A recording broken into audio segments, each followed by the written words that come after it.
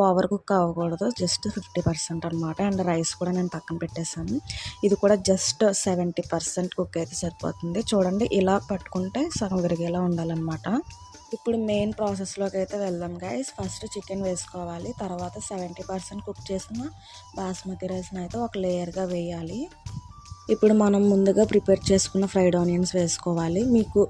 మీకు ఎంత క్వాంటిటీ నచ్చితే అంత వేసుకోవచ్చు. తర్వాత కొరియాండర్ లీవ్స్ వేసుకోవాలి. అండ్ గరం మసాలా కూడా యాడ్ చేస్తాను నేను.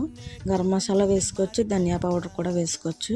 తర్వాత గీ అనేది యాడ్ చేయాలి గైస్, ఎందుకంటే దీనివల్ల టేస్ట్ అనేది చాలా బాగా వస్తుంది. ఇక్కడ నేను సెకండ్ లేయర్ కూడా వేస్తున్నాను. ఫస్ట్ చికెన్ కర్రీ వేయాలి, దాని తర్వాత రైస్ కూడా సెట్ చేసేయాలి. వేసి సేమ్ ఇందాక ఫస్ట్ లేయర్ వేసాం కదా, సేమ్ అదే ప్రాసెస్ అనమాట. ఫ్రైడ్ ఆనియన్స్, మీ దగ్గర మింట్ లీవ్స్ ఉంటే అవి కూడా యాడ్ చేయండి. దీనివల్ల ఫ్లేవర్ అనేది చాలా బాగా వస్తుంది అనమాట. మనం రైస్ కుక్ చేసుకున్న వాటర్ ఉంటుంది కదా, అదైతే 1 గ్లాస్ అయితే నేను యాడ్ చేస్తున్నాను. దీనివల్ల కింద అనేది మాడకుండా ఉంటుంది. నేను ఎప్పుడు ఫుడ్ కలర్ అనేది యాడ్ చేయను గైస్. కర్రీలో మిగిలిపోయిన ఆయిల్ ఉంటుంది కదా, అదైతే వేస్తాను. అండ్ లాస్ట్గా గీ యాడ్ చేయాలి. అండ్ ఇది మనం 40 మినిట్స్ అయితే దమ్ పెట్టుకోవాలి. కొంతమంది 20 to 25 మినిట్స్ పెట్టుకుంటారు, నాకు 40 మినిట్స్ పట్టింది. మొత్తానికైతే మన బిర్యానీ రెడీ అయిపోయింది కదా, చాలా సాఫ్ట్గా వచ్చింది, పొడి పొడిగా వచ్చింది అనమాట. టేస్ట్ కూడా అంతే బాగుంది. మీరు కూడా ఒకసారి ఇలా ట్రై చేయండి, నేను చెప్పిన విధంగా. ఎలా వచ్చింది